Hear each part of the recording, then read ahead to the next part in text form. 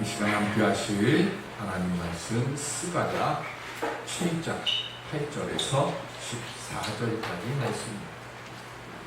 스가랴 7장 8절에서 14절.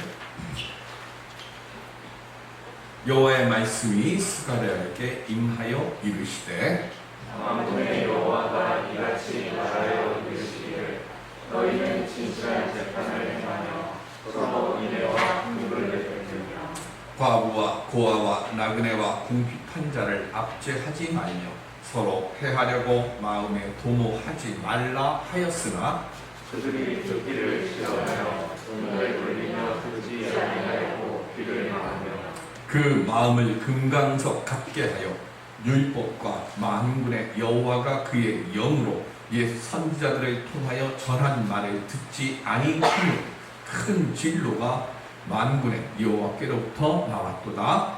내가 불러도 그들이 듣지 아니한 것처럼 그들이 불러도 내가 듣지 아니하리라. 만군의 여호와가 말하느니라. 내가 그들을 바람으로 불어 알지 못하던 여러 나라에 흩었느니라. 그 후에 이 땅이 황폐하여 오고 가는 사람이 없었나니 이는 그들이 아름다운 땅을 황폐하게 하였음이니라 하시니라. 아멘. 말씀 속에서 나를 잘 다스려서 복의 집에 항상 거하는 우리들이 될 수 있기를 주님의 이름으로 축원드립니다. 살아온 시간들을 되돌아보면서 거의 모든 사람들이 그때 내가 왜 그랬을까 하며 후회를 하고 안타까워하는 일들이 있습니다. 그 중에서도 특별히 순간적으로 치밀어 올라오는 노함을 참지 못해서 돌이킬 수 없는 잘못을 범한 경우들도 많습니다. 민수기 12장 3절에 보면 시작. 이 사람 모세는 온유함이 지면의 모든 사람보다 더하더라. 아멘. 당시 세상에 있는 모든 사람보다 온유했던 사람이 모세라고 성경에 기록되어 있습니다. 그런데 이렇게 온유했던 사람 모세가 혈기를 다스리지 못해서 40년 동안 백성을 이끌며 본인도 반드시 가고 싶어 했던 그 약속의 땅인 가나안을 바라만 보고 발로 밟아보지를 못합니다. 왜 그렇습니까? 수없이 먹을 게 없다, 마실 게 없다, 뭐가 없다 하면서 불평하고 원망했던 이스라엘 백성들입니다. 그래서 모세가 그리고 하나님께서도 이들에게 징벌의 일을 보여주겠다고 해서 다담과 고란의 그리고 아브람의 그 반역의 행위를 하나님께서 목도하시고 어떻게 하셨습니까?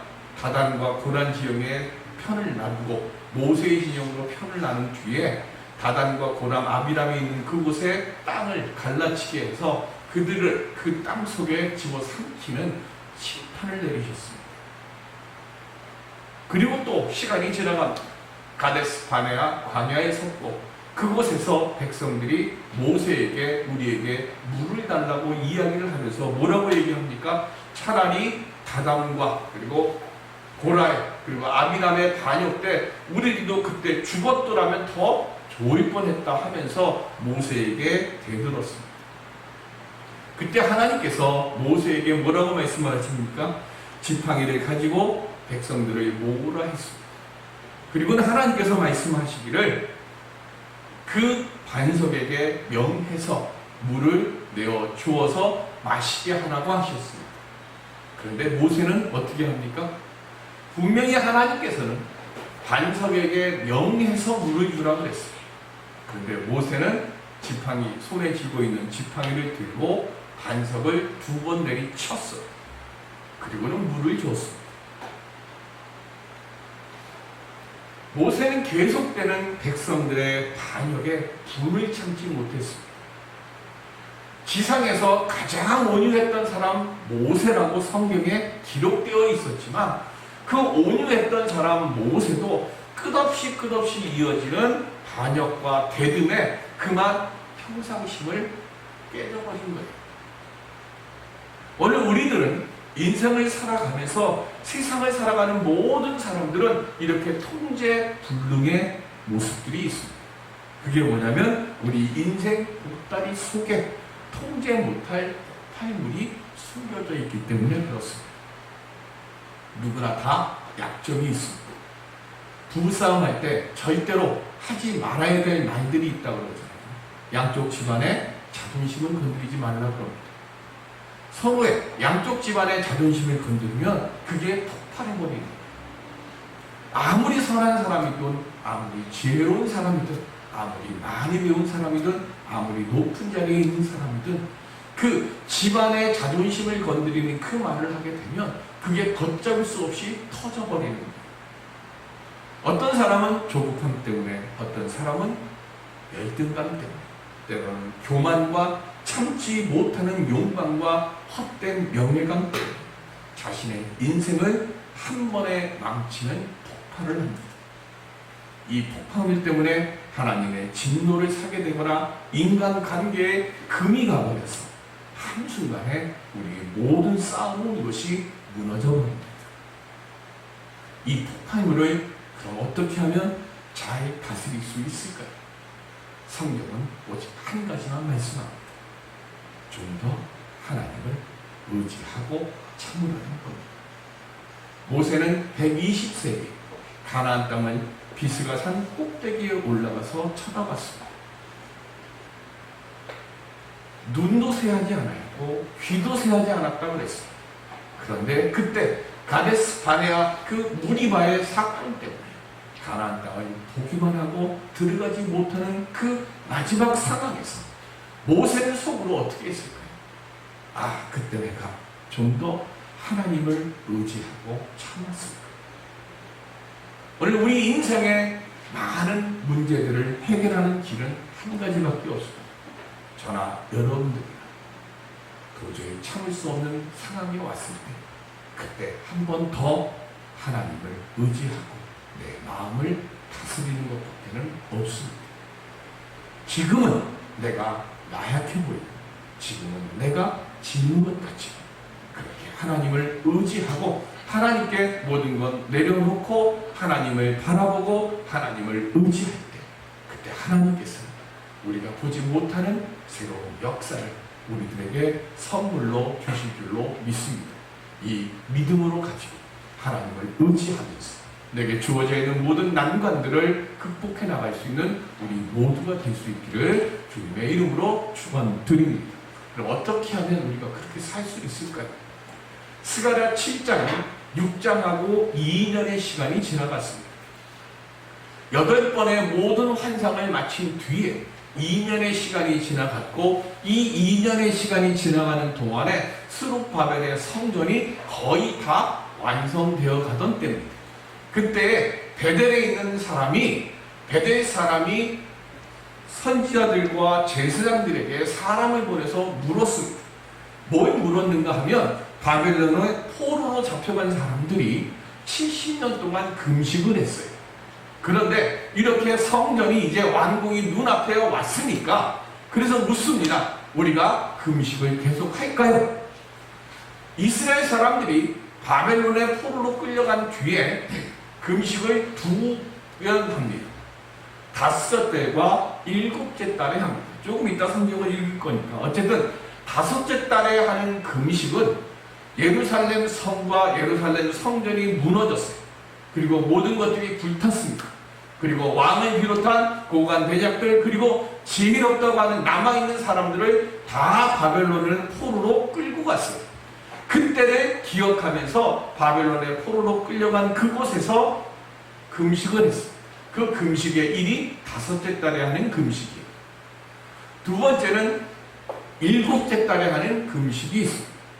7째 달에 하는 금식은 뭔가 하면 나라가 멸망한 뒤에 바벨론에서 총독을 임명합니다. 그 총독이 그다랴입니다. 그런데 이 그다랴를 임명을 하고 예레미야 선지자가 뭐라고 얘기를 하는가 하면 이 그다랴를 중심으로 미스바에서 우리가 재건을 하자. 그러면 그다랴를 중심으로 우리 유대인들이 한 마음이 되어서 미스바에 있게 되어지면 하나님께서 우리로 하여금 재건의 그 일을 이루시도록 도와주실 것이다 라고 선포를 합니다. 그래서 백성들이 그다랴를 중심으로 해서 재건하기 위해서 미스바로 모였어요. 그런데 이렇게 미스바로 모이는 이곳에 이 그다레를 중심으로 하는 내 편이 아닌 다른 사람이 중심이 되어서 무언가 한다는 걸 도저히 용납할 수가 없었던 사람들이 있었어요. 그 사람 중에 하나가 이스마엘. 이 이스마엘이 미스바에 가서 그다레에게 분명히 경계를 했어요. 경고를 했어요. 그런데 우리 유대인들은 다 하나가 되어진다고 하는 말도 안 되는 포용책을 그다레가 이야기를 했고, 예레미야의 경고를 무시한 그다레는 이스마엘에게 의해서 죽임을 당합니다. 그리고 그다레만 죽인 것이 아니라 이스마엘이 그다레를 중심으로 모였던 유대인들도 죽어요. 예레미야 41장 3절 시작. 이스마엘이 또 미스바에서 그다레와 함께 있던 모든 유다 사람과 거기에 있는 군사를 죽였더라. 아멘. 그다레를 죽이고, 그리고 난 뒤에 그다레를 중심으로 모이려고 했던, 추종했던, 그리고 그다레의 집안 형제 친족들도 이스마엘이 다 불러다가 죽였어요. 그리고는 그랬으면 유대 땅에서 무언가 독립운동을 하든지 뭘 해야 될 텐데, 이스마엘은 그다레를 중심으로 한 사람들을 죽이고 나서는 자기를 따르는 유대인들을 데리고 애국으로 도망쳐버렸어요. 결국은 예루살렘이 회복될 수 있는 하나님이 소망의 벽실을 남겨주셨는데, 그 벽실을 자기들 스스로가 없애버립니다. 오늘 우리들이 입으로 교회를 사랑한다 그러고, 입으로 교회를 소중히 여긴다 그래. 입으로 내 가정을 소중히 여긴다 그래. 입으로 내 나라를 소중히 여긴다 그래. 입으로 내 일을 소중히 여긴다 그래. 그런데 이스마엘처럼 되어지, 책임도 지지 않고 도망쳐버리는 그런 일들이 전 세계에 얼마나 많이 일어나고 있습니다. 이스라엘 사람들은 이 그다레가 죽은, 그래서 절망에 빠진 그때를 기억하면서 7째 달에 금식을 합니다. 70년이 지났습니다. 이제 성전 재건이 눈앞에 왔습니다. 그래서 베델 사람이 묻습니다. 그때 하나님께서 스가랴 선지자를 통해서 이렇게 응답을 주셨어요. 스가랴 7장 5절 시작. 온 땅의 백성과 제사장들에게 이르라. 너희가 70년 동안 5째 달과 7째 달에 금식하고 애통하였거니와 그 금식이 나를 위하여 한 것이냐. 우리 성경 펴놨으니까 6절도 같이 볼게요. 시작. 너희가 먹고 마실 때에 그것은 너희를 위하여 먹고 너희를 위하여 마시는 것이 아니냐. 스가랴에게 하나님의 영이 임하셔서 선포케 하신 말씀이 뭔가 하면, 예루살렘이 파괴되고 성전이 무너진 날을 기념해서 너희들이 금식을 하는데, 그게 너희들을 위한 거냐 나를 위해서 하는 거냐 하는 얘기예요. 예루살렘 성전이 무너졌어요. 그래서 그걸 생각하면서 너희들이 지금 금식하고 있느냐, 그걸 묻는 겁니다. 사실 너희들의 속마음은 내가 범죄했을 때, 아니면 내게 무언가 소망이 있을 때, 솔로몬이 예루살렘 성전을 건축하고 난 뒤에 그때 솔로몬에게 하나님께서 임재하셔서 솔로몬이 기도할 때 응답해 주셨던 말씀이 있어요. 그게 뭡니까? 너희들이 잘못되었어. 내 뜻을 거역해서 내게 잘못을 해서 너희들이 내게 징계를 받아서 다른 나라의 포로로 잡혀갔든가, 아니면 너희들에게 질병이 왔든가, 너희들이 궁핍해졌을 때, 그때 너희들의 잘못을 생각하고 예루살렘 성전을 향해서, 그리고 예루살렘 성전을 찾아와서 기도하면 너희들이 어디에 포로로 잡혀있든지 간에 내가 그 기도를 듣고 응답해서 너희들을 이곳으로 되돌아오게 해주겠다. 너희들이 아무리 궁핍하고 어떤 질병에 걸렸다 할지라도 이 성전을 기억하고 이 성전에 와서 나를 찾으면 내가 듣고 응답해 주겠다. 지금 그렇게 약속하셨던 내 기도의 응답의 역사가 일어날 성전이 무너져서 없어져서 너희들이 이제는 소망이 끊어진, 그래서 신세를 찬양하게 된 그 모습 때문에 너희들이 금식한 거 아니냐 하고 말씀하십니다. 그러면서 하는 말씀이 뭐예요? 먹고 마시는 건 누구를 위해 하는 거냐 하고 묻습니다. 우리가 밥 먹기 전에 식사기도 합니다. 그죠? 감사기도 합니다. 그런데 그 식사가 하나님을 위해서 먹고 마시는 겁니다. 내 즐거움을 위해서, 아니면 내 건강을 위해서 우리 먹고 마시지 않습니다. 종편이 생기고 나서 온갖 몸에 좋다는, 건강에 좋다는 그 식품들, 재료들이 텔레비전에 아주 넘쳐나지 않습니까? 인터넷에 뭔가 떴는데 뭔가 이건 꼭 드셔야 됩니다 하고 하는 거 보면 누군가가 방송에 나와서 이게 좋은 거다라고 하는 것이 나오는 거예요. 그냥 우리는 내 몸에 좋다면, 혈압에 좋다면, 당뇨에 좋다면, 암에 좋다면, 뭐에 좋다면 그거 그냥 살피지 않고 먹자. 그게 하나님을 위해서 먹는 거고 그게 하나님을 위해서 마시는 거냐는 거예요. 내 자신을 위해서 먹고 마시는 건 아니에요. 그러다가 특별히 내가 감당할 수 없는 어려움이 오고 힘겨운 일들이 오면 금식하면서 기도를 합니다. 그 기도가 하나님을 위해서 하는 기도입니까? 그 금식이 하나님을 위해서 하는 금식입니다. 내 문제 해결을 위해서 하는 것 아닙니다. 우리 아이들이 원하는 게 있는데 엄마 아빠가 안 들어줘요. 그럼 애들 어떻게 합니까? 저도 여러 번 써먹은 방법입니다. 엄마가 그거 사주기 전까지 나는 밥 안 먹어. 내가 원하는 사람과 사깁니다. 결혼을 전제로 사귀는데 부모님들이 반대합니다. 그때 어떻게 합니까? 또 역시 단식 투쟁합니다. 그러면 자식 이기는 부모 없다고 자식들에게 부모들이 져줍니다. 하나님은 우리 아버지입니다. 하나님 앞에 굶어가면서 울고불고 부르짖으면서 하나님 이거 들어주세요 하면 하나님, 우리 인간 육신의 부모님들이 자식들을 이기지 못하는 것처럼 저러다가 저거 굶어 죽지 내가 응답해 줄게. 혹시 그런 생각으로 금식기도 드리고 있는 거 아닌가 하는 거죠. 누구를 위한 기도고 누구를 위한 금식입니다. 무엇보다도 먼저 우리는 하나님께서 기뻐하실 것이 무엇인가를 생각해야 하는 겁니다. 내가 왜 이렇게 어려움에 처했고 내가 왜 이렇게 금식하면서 기도할 수밖에 없는 처지에 놓였을까를 먼저 생각하는 겁니다. 이 위기를, 이 어려움을 이기게 해주시옵소서라고 기도하는 게 먼저가 아니라 주님, 내가 왜 이 위기에 처했고 내가 왜 이 어려움에 처할 수밖에 없었습니까? 주님, 이것을 내가 어떻게 하면 돌려놓을 수 있겠습니까를 하나님께 먼저 묻는 기도부터 시작하라는 거예요. 그리고 하나님으로부터 되돌림의 지혜를 얻는 응답을 우리가 받아야 되는 거죠.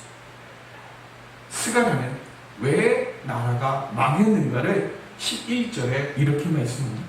그들이 듣기를 싫어하여 등을 돌리며 듣지 않으려고 귀를 막으며 했어요. 우리 성경에는 듣기를 싫어하여 이렇게 되어 있고요. 히브리 원어로 얘기를 하면 청종하기를 싫어하여 이렇게 되어 있어요.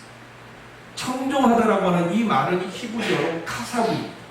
이 카사브라고 하는 말의 뜻은 귀를 기울이라는 거예요. 누군가가 내게 이야기를 합니다. 그러면 그 말을 흘려 듣는 게 아니에요.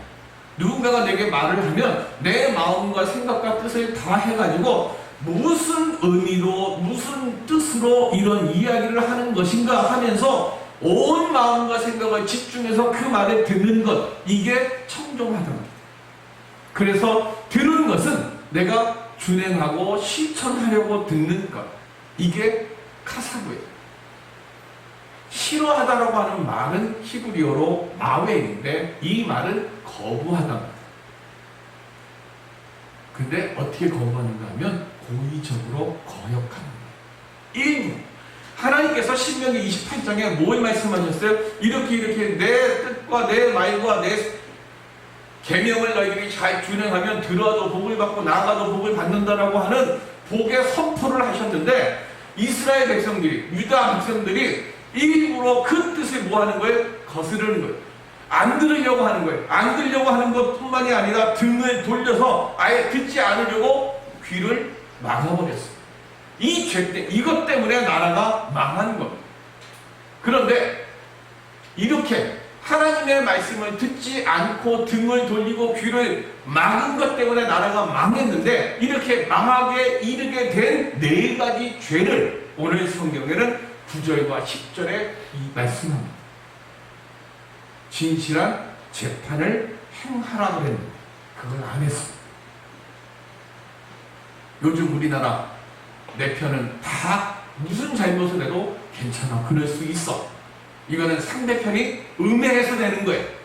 그리고 상대편은 아무리 옳은 거를 해도 그들은 본래부터 나쁜 사람들이기 때문에, 본래부터 나쁜 사람들은 절대로 옳은 소리를 할 수가 없어. 저들이 집권을 하면 또 우리는 암흑기가 올 수밖에 없어. 그러니까 무조건 우리는 해야 돼 라고 하는 진영 논리에 빠지지 말라는 거예요. 내 이득을 위해서 그렇게 하지 말라는 거예요. 두 번째, 그래서 서로 인내와 긍휼을 베풀라고 그랬어요. 나보다 약하고 연약한 자들에게 보면서 뭐 하라고? 사랑의 마음, 긍휼을 베풀라고 그랬어요. 근데 이걸 안 했어요. 10절에 보면 과부와 고아와 나그네와 궁핍한 자를 압제하지 말라고 그랬어요. 힘없는 자들을 사랑으로 보듬으라고 그랬는데 오히려 그들을 압제했습니다. 그리고 제일 중요한, 서로 해하려고 마음에 동요하지 말라고 했어요.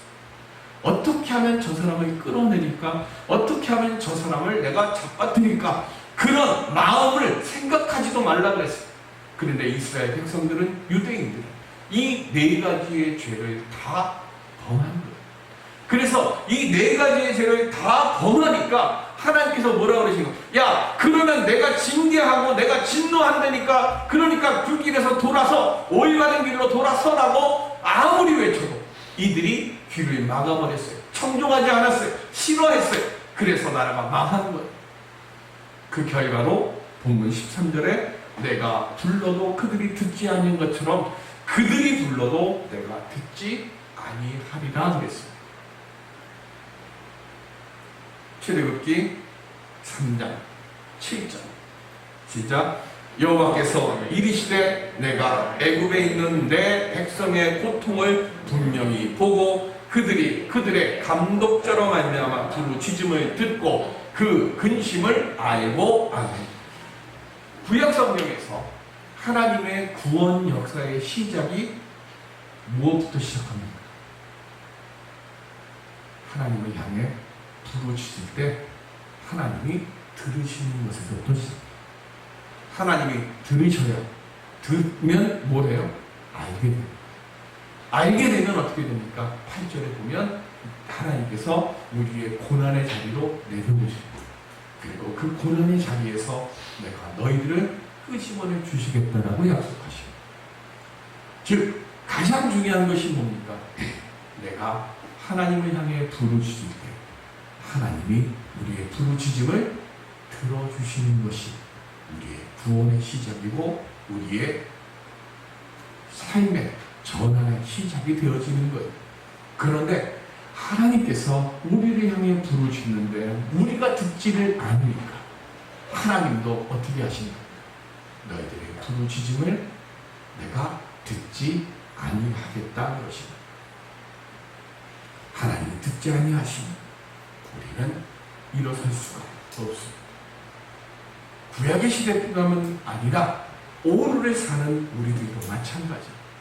우리의 외침을 하나님이 외면치 않아 주셔야 우리의 구원이 시작되고 기도 응답의 역사가 일어나는 겁니다. 왜 하나님, 내가 하나님께 부르짖는데 왜 안 들어주십니까?